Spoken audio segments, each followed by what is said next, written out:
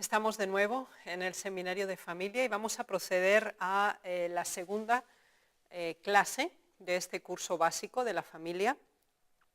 Y analizaremos en esta presentación las obligaciones mutuas. Ese es nuestro título. Si la anterior hablaba de una asociación feliz, en esta vamos a analizar cuáles son las obligaciones mutuas de cada uno de los cónyuges que conforman el matrimonio.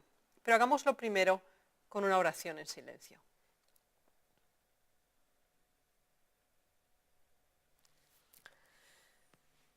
Cada uno de los miembros de la familia, especialmente los cónyuges, en este caso, tienen responsabilidades y cada uno de ellos las tiene. Y en ese sentido deseamos analizar el espíritu de profecía al respecto, fundamentalmente en el Hogar Cristiano, página 99. Se nos dice así: las dos personas que unen su interés en la vida tendrán distintas características y responsabilidades individuales. Cada uno tendrá su trabajo, pero no se ha de valorar a las mujeres por el trabajo que pueden hacer como se estiman las bestias de carga. La esposa ha de agraciar el círculo familiar como esposa y compañera de un esposo sabio.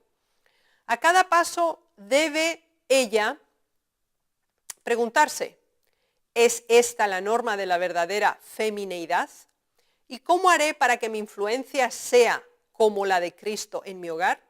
Mi marido debe dejar saber a su esposa que él aprecia su trabajo. Bien, entonces, si tenemos aquí el matrimonio, vamos a analizar en primer lugar a los dos miembros básicos de este. Entonces, tenemos a la esposa, tenemos al esposo, y el espíritu de profecía nos dice que ambos tienen responsabilidades.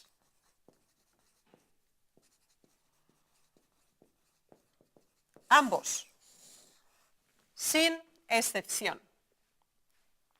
Se nos dice que cada uno tiene distintas características, es decir, cada uno aporta su propia individualidad y personalidad. Sin embargo, ambos tienen que trabajar. Ambos deben ser activos en esta asociación feliz. Aquí se nos habla de ciertas responsabilidades de la esposa y vamos a seguir considerándolas. La esposa ha de respetar a su marido. Él ha de amar y apreciarla a ella. Y así como los une el voto matrimonial, su creencia en Cristo debe hacerlos uno en él. ¿Qué podría agradar más a Dios que el ver a los que contraen matrimonio procurar juntos aprender de Jesús y llegar a comprometerse cada vez más de su espíritu?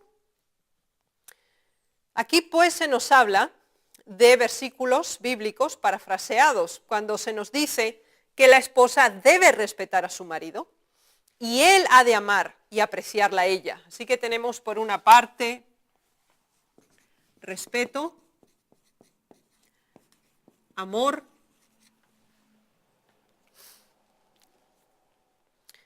y continuemos. Tenéis ahora deberes que cumplir que no existían para vosotros antes de vuestro matrimonio. Por eso insistimos que el matrimonio es una escuela en la que no se había estado antes, porque es un vínculo para el resto de la vida. Vestíos pues como escogidos de Dios, santos y amados, de entrañas de misericordia, de benignidad, de humildad, de mansedumbre, de tolerancia. Examinad con cuidado las instrucciones siguientes. Andad en amor, como también Cristo nos amó. Las casadas estén sujetas a sus propios maridos como al Señor, porque el marido es cabeza de la mujer, así como Cristo es cabeza de la iglesia. Así que, como la iglesia está sujeta a Cristo, así también las casadas lo estén a sus maridos en todo. Maridos, amad a vuestras mujeres, así como Cristo amó a la iglesia y se entregó a sí mismo por ella. Así que aquí encontramos algo muy significativo. Tenemos el matrimonio establecido con el paralelismo de la iglesia. Y se nos dice que ambos, el esposo y la esposa, forman parte de ese matrimonio, que en el caso de la iglesia y Cristo es el modelo ejemplar de matrimonio. Y aquí encontramos algo que es básico en el elemento de actitud que habíamos comprendido. Es decir, nuestra relación con Dios se extrapola directamente en la relación que tenemos en nuestro matrimonio, en nuestra familia. Del mismo modo, a su vez, la relación que tenemos en nuestra familia entre los cónyuges se extrapola a su vez también a la iglesia. Así que nos damos cuenta de cómo el círculo va ampliándose más y más. Porque primero tenemos individuos. Uno y uno. Que son dos, pero se convierten en un matrimonio. Cada uno tiene su relación con Cristo. Pero ahora en el matrimonio se refleja directamente su relación con Cristo con el matrimonio. La relación que hay entre las dos personas, que a su vez se desglosa en la calidad que habrá en la iglesia. Vamos a hablar de ese elemento significativo de la sujeción.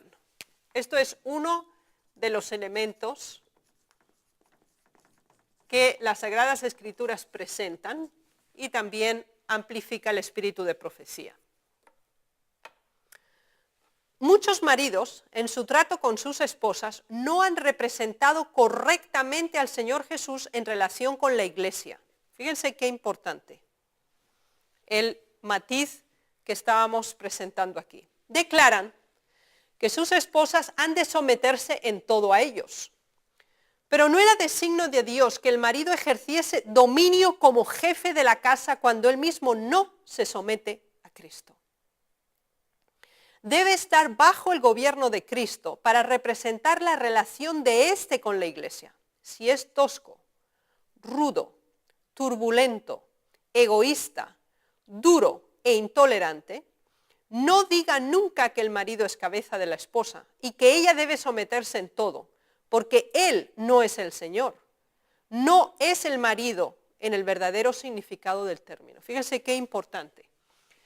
La sujeción es un principio en el matrimonio, porque nos pertenecemos. Estamos íntimamente relacionados ambos cónyuges y estamos sujetos unos a otros. Se enfatiza en las Sagradas Escrituras especialmente la sujeción de la esposa al esposo. Y aquí se nos dice cuáles son las regulaciones de esta sujeción. Y se nos dice claramente que son las mismas que establecen la sujeción que la iglesia tiene a Cristo. Cuando los requisitos para la sujeción no se complementan, obviamente el término o el símil se quebranta. Vayamos a mayor detalle. Los maridos deben estudiar el modelo, y hemos dicho que el modelo es Cristo, y procurar saber lo que significa el símbolo presentado en la epístola a los Efesios. La relación que sostiene Cristo con su iglesia. Así que, ¿cuál es uno de los deberes básicos del esposo? Tiene que entender qué es lo que el esposo tiene que estudiar. Aquí nos lo dice el testimonio claramente. Dice, debe estudiar el modelo, saber lo que significa el símbolo presentado en la epístola a los Efesios de la relación que Cristo sostiene con la iglesia. Así que el esposo tiene que estudiar el modelo que él tiene que reproducir. No es su modelo, es el modelo que ya viene dado. Cristo ha dado ese modelo. Así que los maridos tienen que seguir el modelo de Cristo. Sigue más. En su familia, el esposo ha de ser como el Salvador. Qué alto privilegio, qué elevada responsabilidad es esta, hermanos. En su familia el esposo ha de ser como el Salvador. Y ahora vienen varias preguntas. ¿Se destacará él en la noble virilidad que Dios le dio y procurará siempre elevar a su esposa y a sus hijos? ¿Alentará en derredor suyo una atmósfera pura y dulce? Mientras asevera sus derechos a ejercer la autoridad, ¿no cultivará tan asiduamente el amor a Jesús para hacer de él un principio permanente que rija su hogar? Así que, ¿qué considerará en este modelo? Porque el esposo tiene que aprender el modelo, se nos dice, de la epístola a los Efesios. Y el modelo es la relación entre Cristo e Iglesia. Y aquí se nos dan algunos de esos matices. Noble virilidad. 1. Vayamos al segundo, se nos dice más. Elevación de la esposa y los hijos. Elevar a la esposa y a los hijos. Vayamos con otra característica más. Debe ser como el Salvador.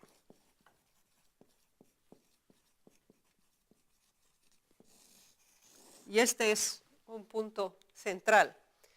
Dice, alentará en derredor suyo una atmósfera pura y dulce. Así que comunica pureza y dulzura. Fíjense qué interesante. Más. Dice que cultivará asiduamente el amor de Jesús.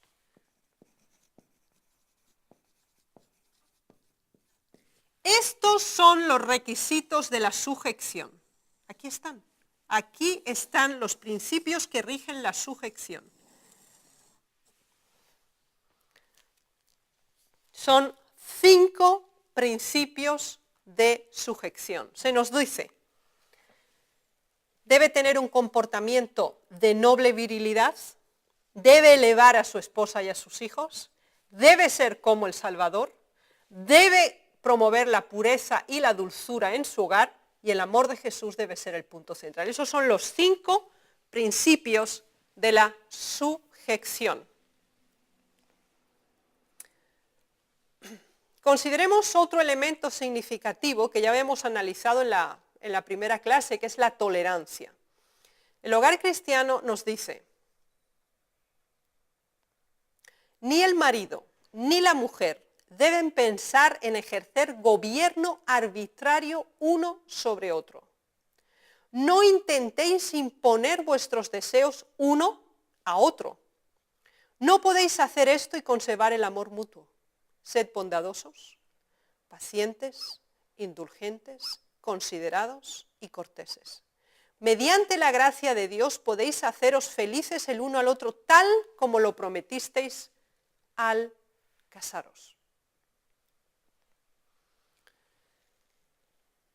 El forzar o imponer en una forma intransigente e intolerante un comportamiento que además no es correcto, destruye la relación, aminora los afectos, distancia a los individuos y perjudica el progreso. Debemos tener el Espíritu de Dios o no podremos tener armonía en el hogar. Si la esposa tiene el Espíritu de Cristo, será cuidadosa en lo que respecta a sus palabras. Así que vamos ahora con la esposa. Cuidadosa en sus palabras. Dominará su genio, será sumisa y sin embargo no se considerará esclava, sino compañera de su esposo. Si éste es siervo de Dios, no se enseñoreará de ella. No será arbitrario ni exigente. No podemos estimar en demasía los afectos del hogar. Porque si el Espíritu del Señor mora allí, el hogar es un símbolo del cielo. Si uno yerra, El otro ejercerá tolerancia cristiana y no se retraerá con frialdad. Así que el hogar es ¿qué? Un símbolo del cielo. Recuerden Efesios 3, volvemos a insistir en esto. La familia del cielo unida con la familia de la tierra. Y de la esposa se nos dice, debe tener el espíritu de Cristo. Será cuidadosa en sus palabras. Dominará su genio. Eso es muy importante. Será sumisa y no se considerará una esclava, sino una compañera. Qué importante es este término. Ahora, cada uno debe ceder. Y debe ceder de buen grado, porque es una asociación de dos. Y el hogar cristiano en la página 103 nos dice, a veces en la vida matrimonial hombres y mujeres obran como niños indisciplinados y perversos. El marido quiere salir con la suya y ella quiere que se haga su voluntad y ni uno ni otro quieren ceder. Una situación tal no puede sino producir la mayor desdicha. Ambos debieran estar dispuestos a renunciar a su voluntad u opinión. No pueden ser felices mientras ambos persisten en obrar como les agrade, especialmente si es contrario a la voluntad de Dios. A menos que hombres y mujeres hayan aprendido de Cristo a ser mansos y humildes, revelarán el espíritu impulsivo e irracional que tan a menudo se ve en los niños. Los fuertes e indisciplinados procurarán gobernar. Los tales necesitan estudiar las palabras de Pablo. Cuando yo era niño, hablaba como niño, pensaba como niño, juzgaba como niño, mas cuando fui hombre hecho, dejé lo que era de niño. Así que tiene que haber disciplina, debe haber equilibrio y debe haber capacidad de cesión, especialmente en temas que no son de principios. Es decir, sabemos que uno no puede ceder en cuestiones principales como la ley de Dios y los principios del cielo. Eso no permite cesión, ni compromiso, ni adaptación, ni transformación, ni cesión de ninguna categoría. Sino que estamos hablando de caprichos que a veces uno tiene y que lo quiere hacer porque le gusta y porque quiere, y es algo totalmente irracional y fuera de cualquier tipo de justificación y persiste. Ahora, cuando esto pasa, ¿cómo se arregla? ¿Cómo se procede con el arreglo de dificultades en la familia? Cuando hay especialmente un desfase en las responsabilidades o cuando uno invade el terreno del otro, cuando uno se impone en una forma intolerante y arbitraria sobre el otro. Hogar Cristiano nos dice en la página 103, si ambos esposos no sometieron su corazón a Dios, es asunto difícil arreglar las dificultades familiares. De nuevo el mismo principio. Nuestra relación con Dios es un reflejo directo en la familia y en la iglesia. Si ambos esposos no sometieron su corazón a Dios, es asunto difícil arreglar las dificultades familiares. Así que, ¿cuál es el primer paso para resolver este impasse? Someter los corazones a Dios primero individualmente. Aun cuando ellos procuren hacerlo con justicia en lo que respecta a sus diversos deberes. ¿Cómo pueden los esposos dividir los intereses de su vida hogareña y seguir manifestándose amante confianza? Debieran tener un interés unido en todo lo que concierne al hogar.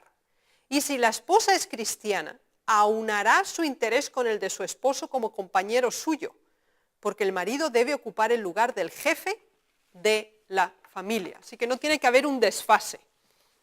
El esposo es el jefe de la familia, la esposa es su compañera, y ambos tienen que avanzar en la misma dirección, con la misma intensidad y llevando la misma cantidad de carga.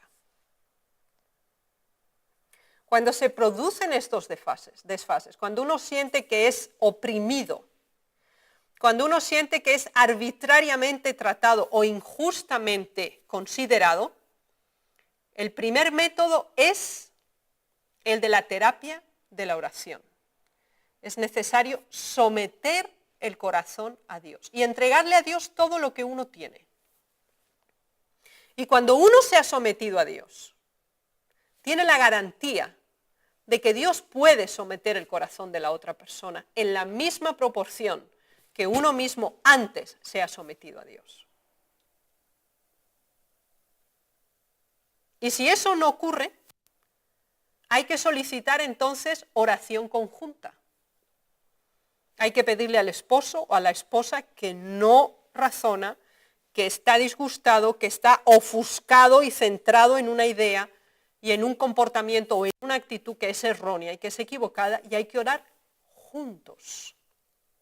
Y hay que orar en voz alta, y el que está afectado, el que se está portando mal o el que está haciendo algo incorrecto, tiene que escuchar del otro cómo él lo siente y tiene que presentárselo delante de Dios. Y eso tiene un efecto, hermanos, sobre el corazón del otro individuo.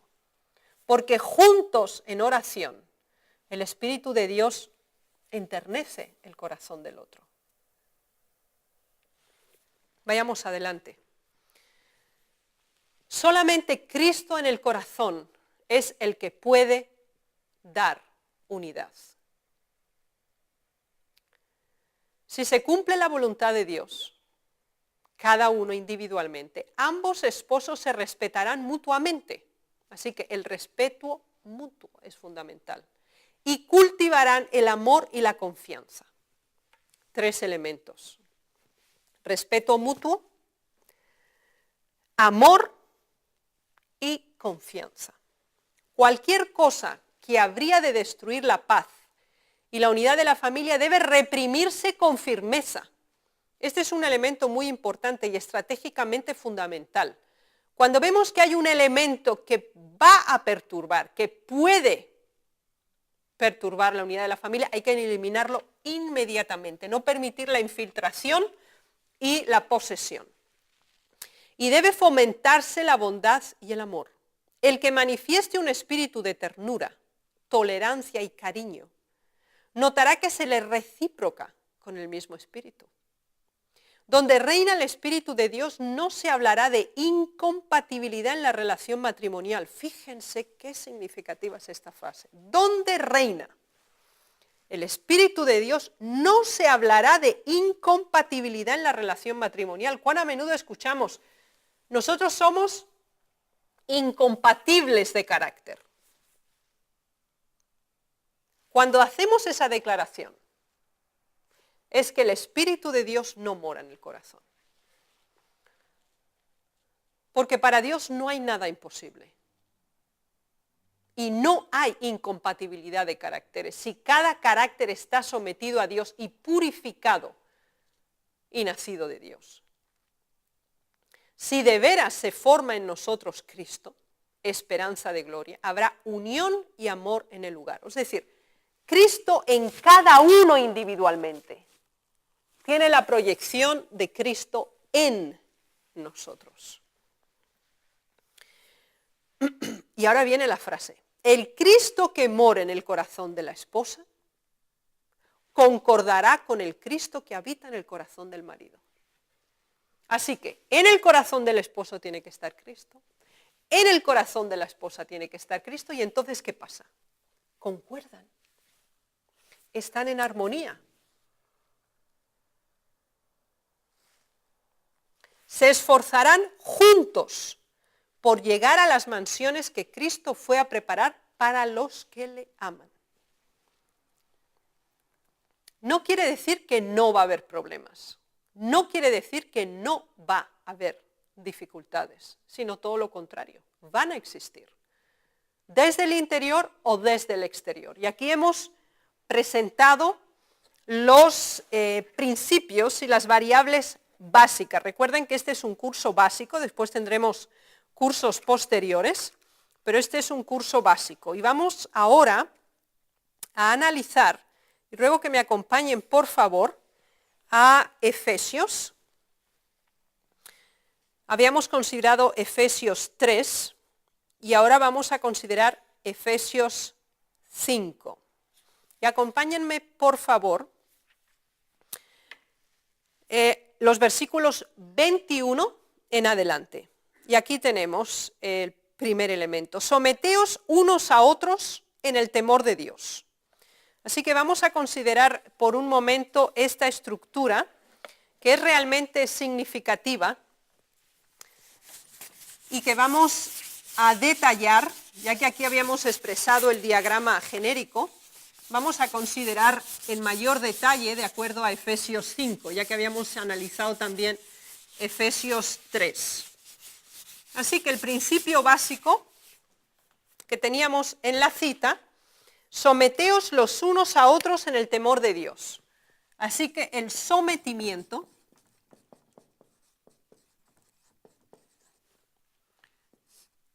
de unos a otros, ¿cómo? En Dios.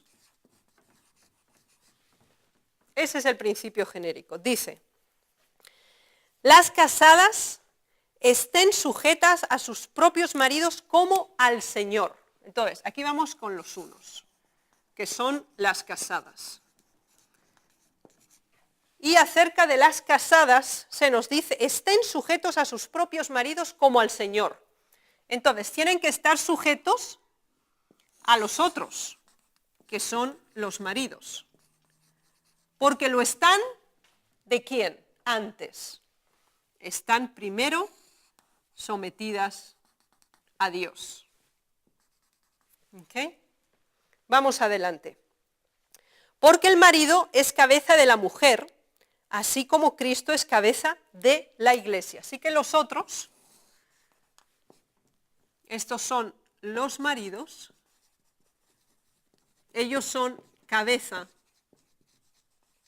tal como nos dice el versículo, de la mujer, son cabeza de la mujer, así como Cristo es cabeza de la iglesia, la cual es su cuerpo y Él es su Salvador. Así que Él es cabeza, de acuerdo al modelo de Cristo, como cabeza de la iglesia. Y ya habíamos analizado los 5 elementos de la sujeción en la gráfica anterior. Así que como la iglesia está sujeta a Cristo, así también las casadas estén sujetas a sus maridos en todo. Así que el modelo de Cristo e iglesia es aplicable de la misma manera a las casadas. El modelo de sujeción es exactamente el mismo.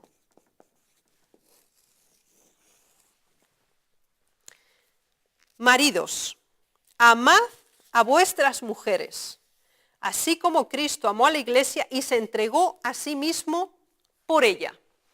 Así que, ¿qué deben hacer los maridos con las esposas? Dice que el amor debe regir. ¿Con el fin de conseguir qué? Hay que entregarse. Es la entrega. Es más, dice, para santificarla. La entrega con el fin de la santificación.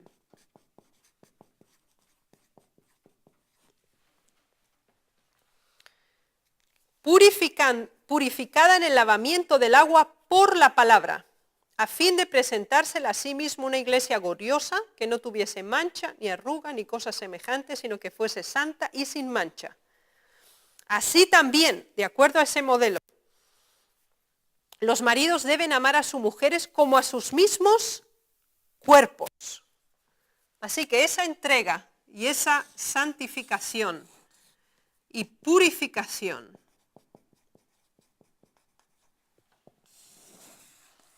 hacia las esposas debe ser como a sí mismo.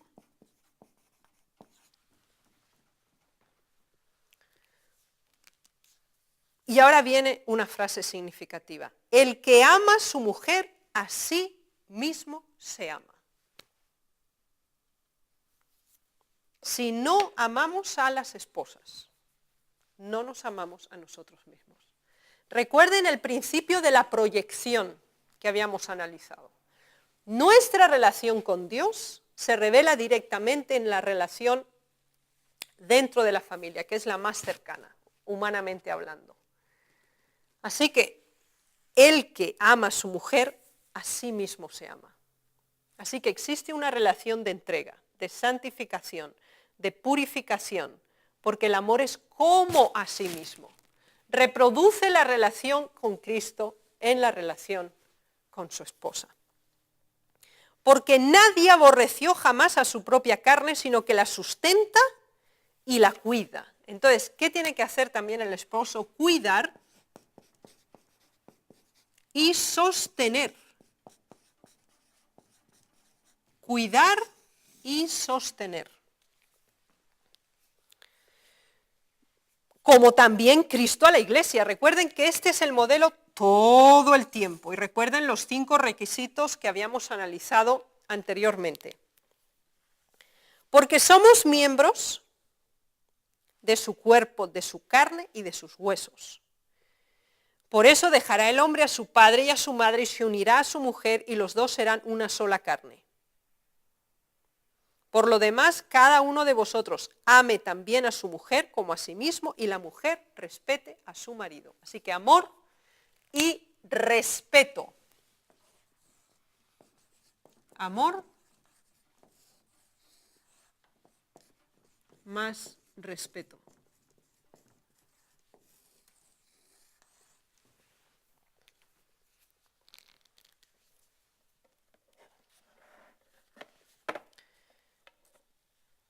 Quiera el Señor ayudarnos, hermanos, en la comprensión de esta segunda clase correspondiente al curso básico de la familia, que trataba fundamentalmente de las obligaciones mutuas basadas en Efesios 3 y en Efesios 5. El Señor nos bendiga en este aprendizaje. Amén.